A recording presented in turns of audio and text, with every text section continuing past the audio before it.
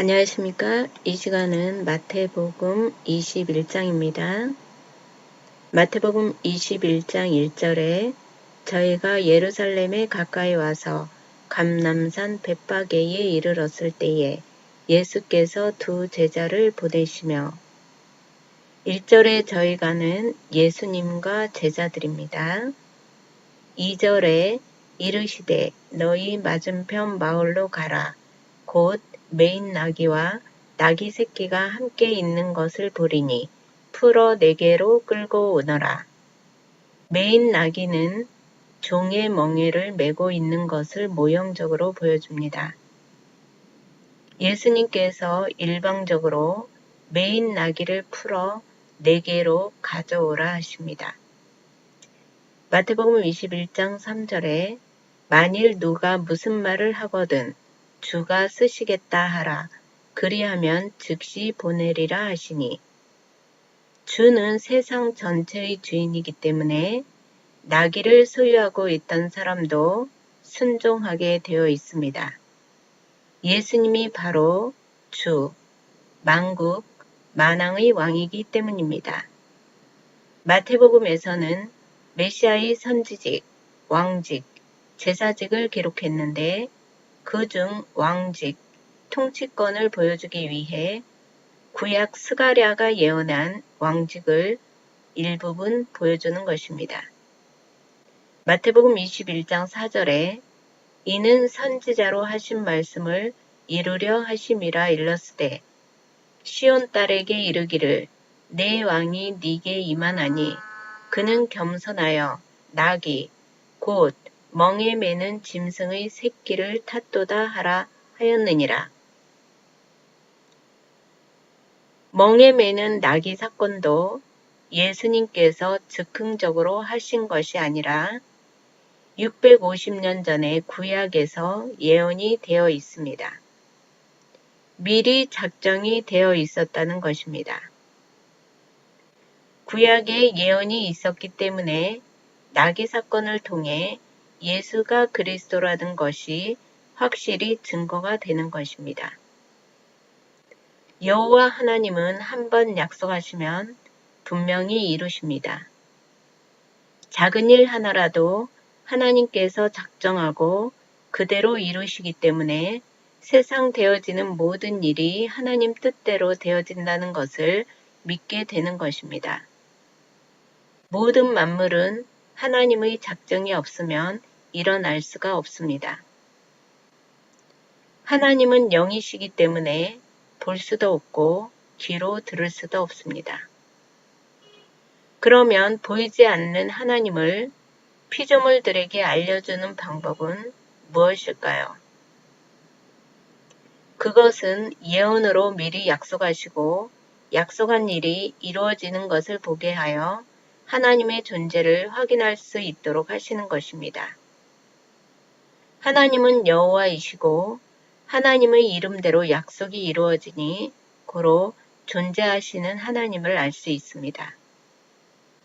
그러므로 구약을 모르면 하나님이 계시다는 것을 말할 수 없습니다. 신약만 갖고는 하나님을 설명할 수 없습니다. 다윗의 자손으로 온 예수가 메시아인지 아닌지 알 수가 없습니다. 구약에 예언한 대로 오신 것을 보고 예수가 그리스도임을 알 수 있는 것입니다. 마태복음 21장 6절에 제자들이 가서 예수의 명하신 대로 하여 나귀와 나귀 새끼를 끌고 와서 자기들의 겉옷을 그 위에 얹음에 예수께서 그 위에 타시니 무리의 대부분은 그 겉옷을 길에 펴며 다른 이는 나뭇가지를 베어 길에 펴고 앞에서 가고 뒤에서 따르는 무리가 소리질러 가로되 호산나 다윗의 자손이여 찬송하리로다 주의 이름으로 오시는 이여 가장 높은 곳에서 호산나 하더라. 예수님께서 나귀 등에 타시고 들어가시니 예루살렘에 있는 무리들이 호산나라고 합니다. 호산나는 즐거움, 찬송하리로다의 뜻입니다. 주의 이름으로 오시는 이어는 메시아로 오신다. 메시아가 왔다. 라는 말입니다. 마태복음 21장 10절에 예수께서 예루살렘에 들어가시니 온 성이 소동하여 가로되 이는 누구뇨 하거늘 무리가 가로되 갈릴리 나사렛에서 나온 선지자 예수라 하니라. 예루살렘에 벌써 메시아가 왔다는 소문이 나서 온 성이 흥분하고 소동이 났습니다. 그러자 모르는 사람들이 이가 누구냐 하고 묻자 나사렛에서 나온 선지자 예수라 합니다. 메시아인 줄은 모르고 선지자로만 알고 있는 무리들입니다.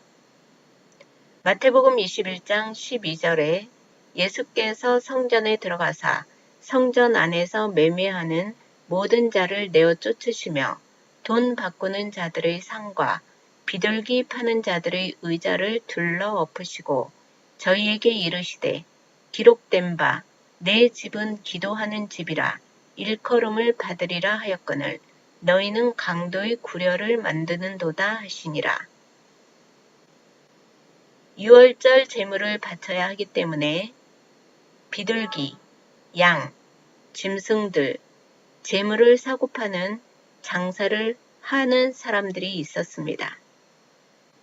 강도의 구렬이란 제사장들에게 제물을 바치면 제사장들이 제사는 드리지 않고 속이고 되팔아 먹었다는 것입니다. 예수님께서 성전을 내 집이라 하신 것은 참 성전이 지어지기 전 그리스도의 모형이기 때문입니다. 참 성전을 지으려고 만민을 대신해서 제물로 바쳐질 것인데 그 제물인 나를 위해 기도해야 하는데 속이고 장사하는 것은 성전을 성전으로 여기지 않고 제사, 기도도 지내지 않고 참 성전, 제사를 하는 일이 아니라는 것입니다. 기도하는 집에서 장사를 못하게 하신 이유는 3일 만에 지을 성전인 나를 위해 기도해야 하는데 이런 강도 같은 장사를 하면 안 된다. 하나님께서는 나를 기뻐하는 집, 성전을 지으라고 이 땅에 보냈고 기도의 내용대로 내가 참 성전을 세울 것이다. 생명책에 기록된 성전 제목들을 불러서 참 성전을 세우겠다. 이사야 선지자가 예언한 대로 예수가 그리스도임을 성전직을 알려주는 것입니다. 택자들을 성전 제목으로 써서 3일 만에 성전을 지어야 하는데 지을 자는 그리스도이고 오직 기도를 통해서만 세워지는 성전을 짓겠다고 하신 것입니다. 기도란 하나님이 미리 약속한 언약, 뜻을 구하는 것입니다. 마태복음 21장 14절에 소경과 저는 자들이 성전에서 예수께 나아오매 고쳐주시니 소경과 저는 자들은 구약의 성전은 모형이고 당신은 사흘 만에 참 성전을 지을 자입니다. 라고 예수님의 성전직을 믿는 자입니다. 당신은 온전한 성전입니다. 라고 믿는 자들이기 때문에 고침을 받습니다. 마태복음 21장 15절에 대제사장들과 서기관들이 예수의 하시는 이상한 일과 또 성전에서 소리질러 호산나 다윗의 자손이여 하는 아이들을 보고 분하여 예수께 말하되 저희의 하는 말을 듣느뇨. 예수께서 가라사대 그러하다.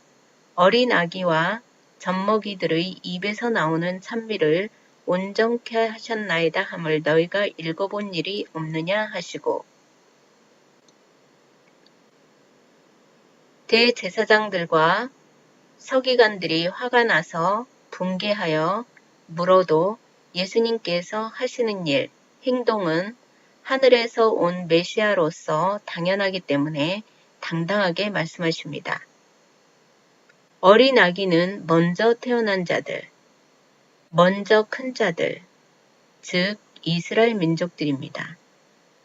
젖먹이들은 갓 태어난 이방인들을 말합니다. 이사야가 예언한 찬양, 아름답게 하는 것. 구약에서 이사야가 어린 아기와 젖먹이들이 찬미한 대로 온전하게 이루어진다는 것을 읽어본 일이 없느냐? 율법학자들이기 때문에 당연히 읽어봤을 것입니다. 온전케 함이란 그리스도가 참 성전을 짓고 하나님의 영광만 드러내는 것을 말합니다. 마태복음 21장 17절에 그들을 떠나 성 밖으로 베다니에 가서 거기서 유하시니라. 그들은 대제사장과 서기관들입니다. 베다니는 슬픔의 집이란 뜻이 있는데 예루살렘에서 2km 정도 떨어진 감람산 동쪽 살록에 위치한 베단이라는 동네에서 하룻밤 묵었습니다. 감람산은 감람나무가 많아 붙여진 이름입니다. 마태복음 21장 18절에 이른 아침에 성으로 들어오실 때에 시장하신지라 길가에서 한 무화과 나무를 보시고 그리로 가사 잎사귀 밖에 아무것도 얻지 못하시고 나무에게 이르시되 이제부터 영원토록 네게 열매가 맺지 못하리라 하시니 무화과 나무가 곧 마른지라. 아무것도 얻지 못하였다는 것은 열매를 얻지 못하였다는 것입니다. 무화과철이 아니기 때문에 열매를 맺지 못하는 것은 당연한데 이는 예수님의 말씀으로 자연을 통치하시는 왕권을 보여주기 위함입니다. 마태복음 21장 20절에 제자들이 보고 이상히 여겨 가로되 무화과 나무가 어찌하여 곧 말랐나이까.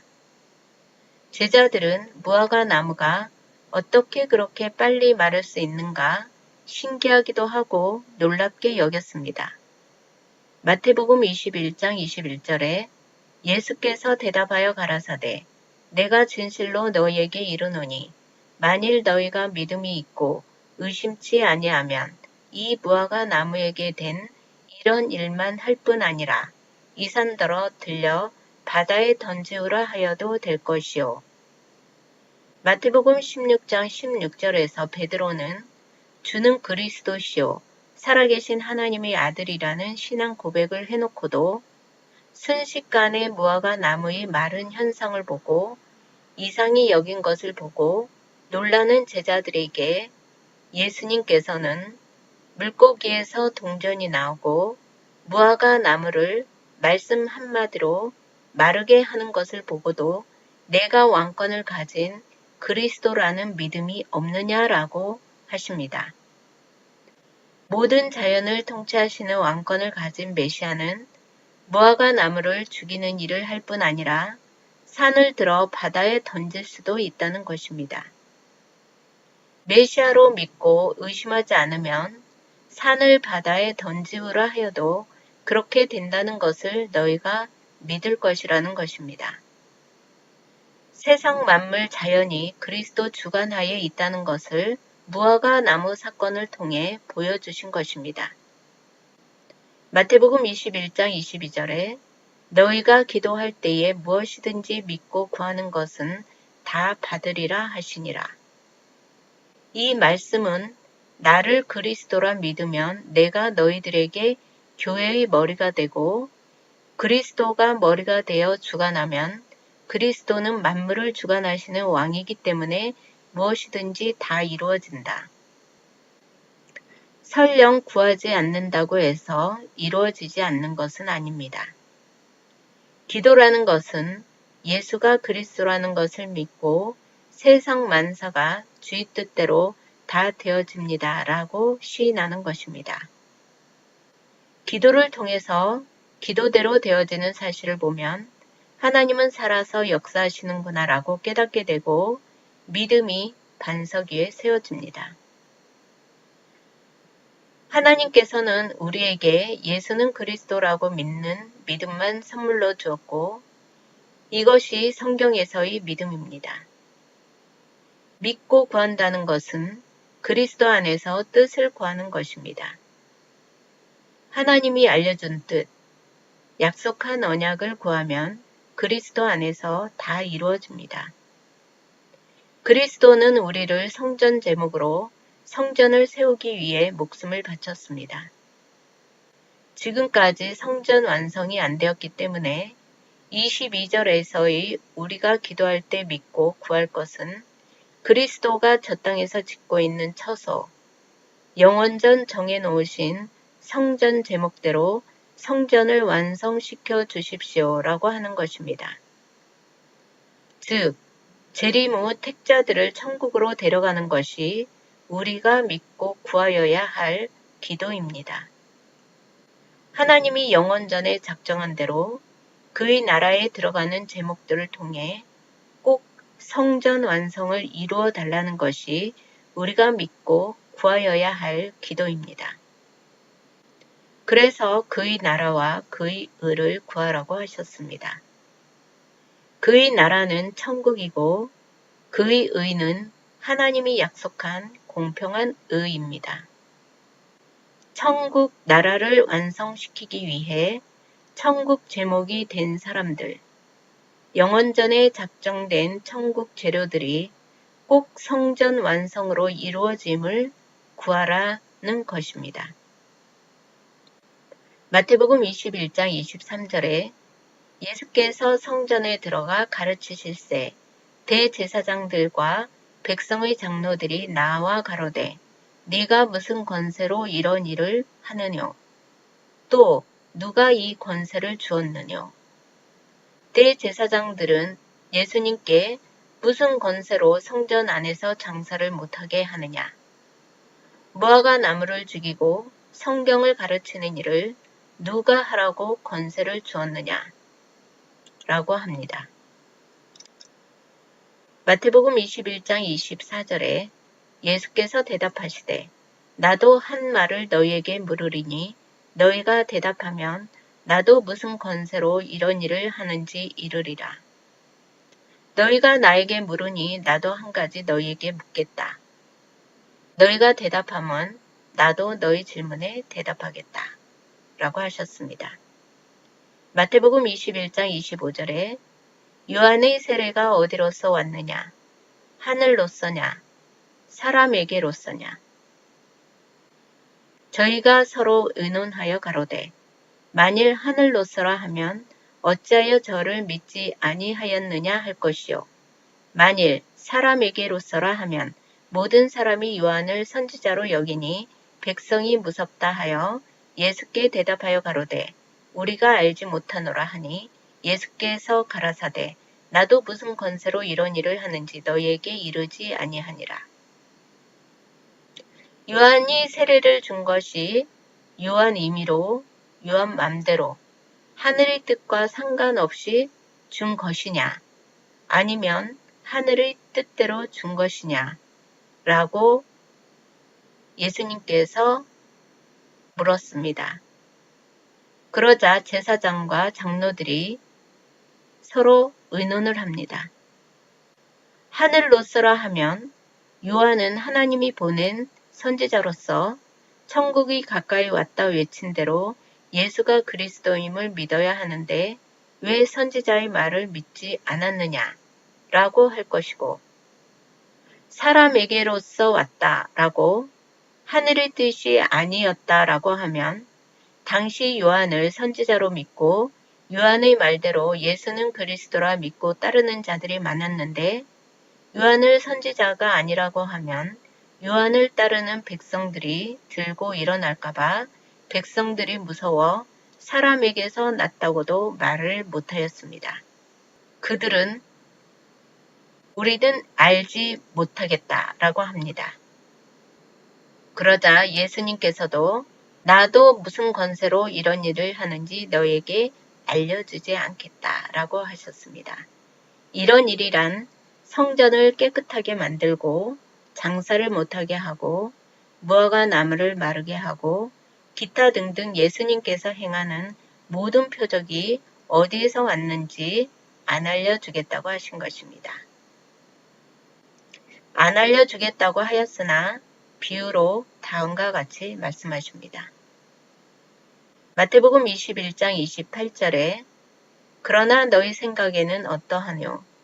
한 사람이 두 아들이 있는데 맏아들에게 가서 이르되 예, 오늘 포도원에 가서 일하라 하니 대답하여 가로되 아버지여 가겠소이다 하더니 가지 아니하고 둘째 아들에게 가서 또 이같이 말하니 대답하여 가로되 실소이다 하더니 그 후에 뉘우치고 갔으니 그 둘 중에 누가 아비의 뜻대로 하였느뇨?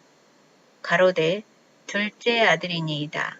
예수께서 저에게 이르시되 내가 진실로 너희에게 이르노니 세리들과 창기들이 너희보다 먼저 하나님의 나라에 들어가리라.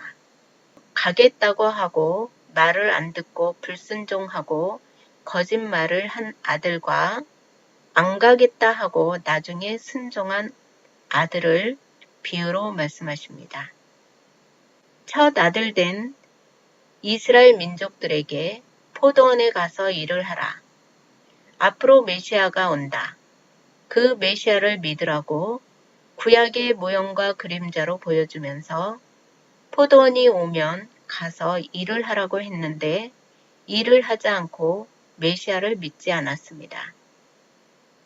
천국을 포도원으로 비유하여 천국인 그리스도가 오면 그리스도를 영접하고 민족들에게 그리스도가 왔다고 가르치는 것이 그들의 일인데 하지 않았습니다.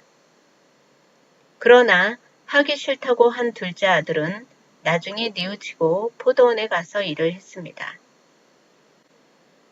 세리와 창기들은 죄를 짓고 포도원 밖 죄 속에서 올려놀다가 포도원에 들어온 둘째 아들의 모습입니다. 첫째 아들보다 세리와 창기들이 먼저 천국에 들어간다. 세리와 창기들은 항상 본인들이 죄인이라는 것을 알고 있는 자들입니다. 영원전에 택했는데 세상 속, 육신 속에서 포도원 밖에서 실컷 놀다가 뉘우치고 들어와 그리스도 품 안으로 천국 백성으로 들어온 것입니다. 마태복음 21장 32절에 요한이 의도로 너희에게 왔거늘 너희는 저를 믿지 아니하였으되 세리와 창기는 믿었으며 너희는 이것을 보고도 종시 뉘우쳐 믿지 아니하였도다. 의의 도란 천국이 가까이 왔다라고 그리스도에게로 가는 길을 올바르게 알려주었다는 것입니다. 너희에게 왔다. 바리새인, 이스라엘 민족. 먼저 난 자, 첫째 아들을 말합니다. 너희는 저를 믿지 아니하였다. 요한이 천국이 가까이 왔다라고 말하는 것을 믿지 않았다는 것입니다.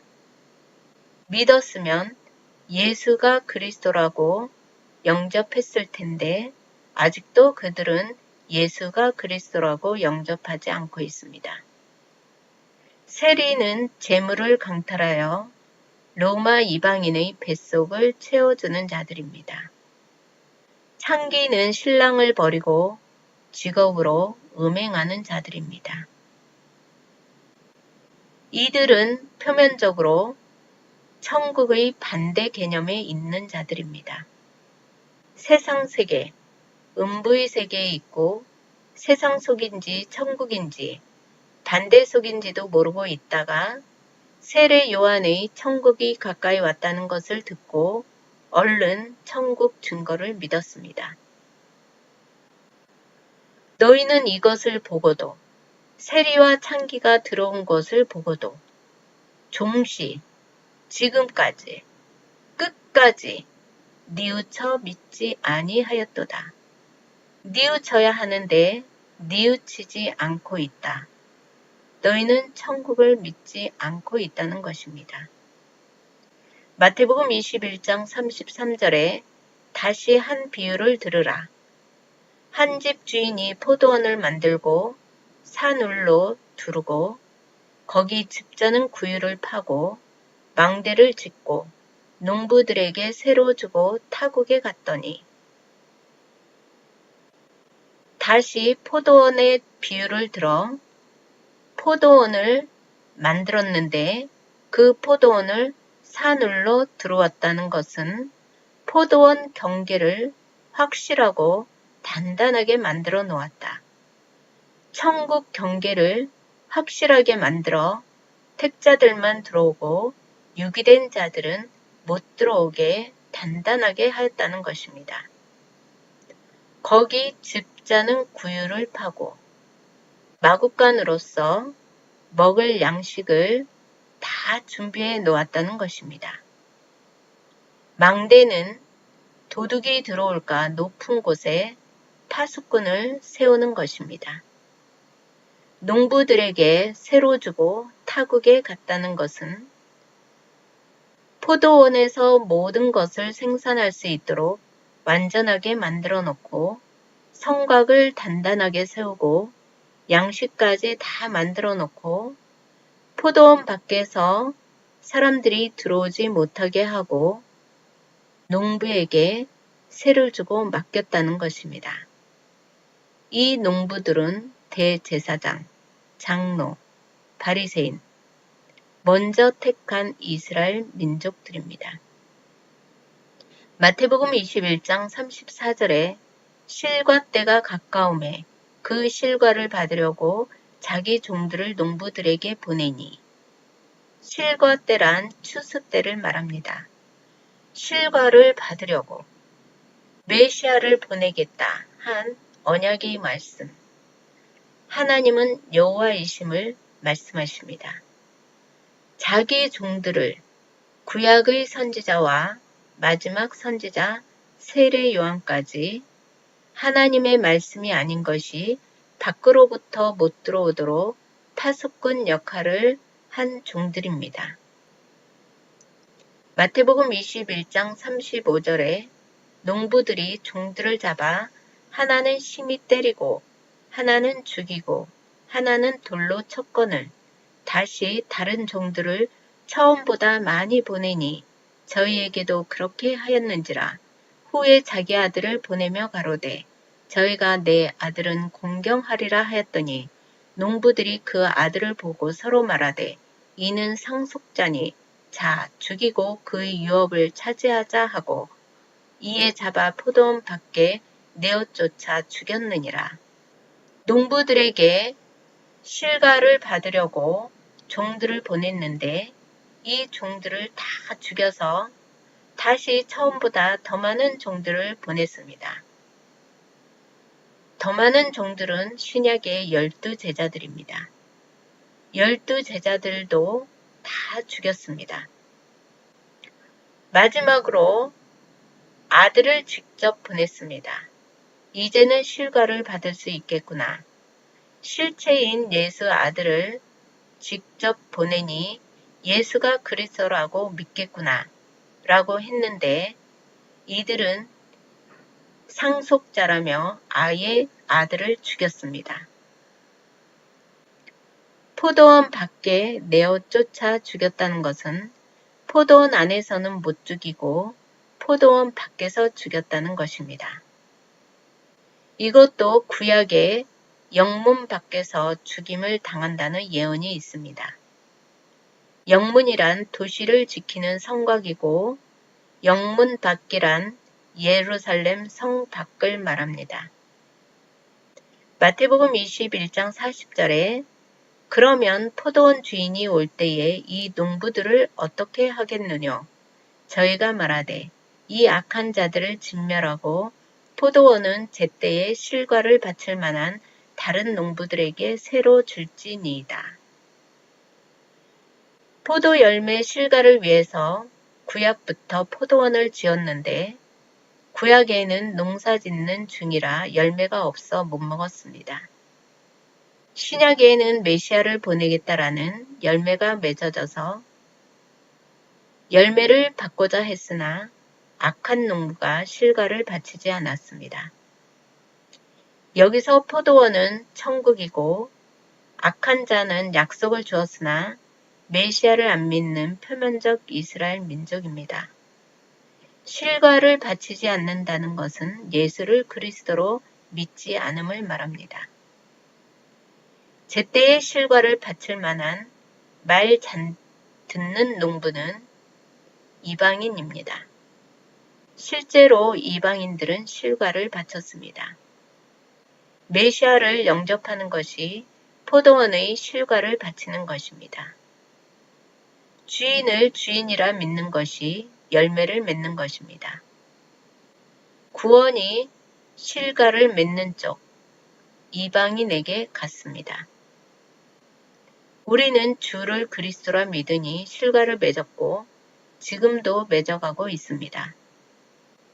이방인의 충만한 수가 찰 때까지 새로 얻었습니다. 반대로 이스라엘 민족은 저희 밥상에 거칠은 돌과 올무가 되게 하여 하나님께서 버리게 하셨습니다.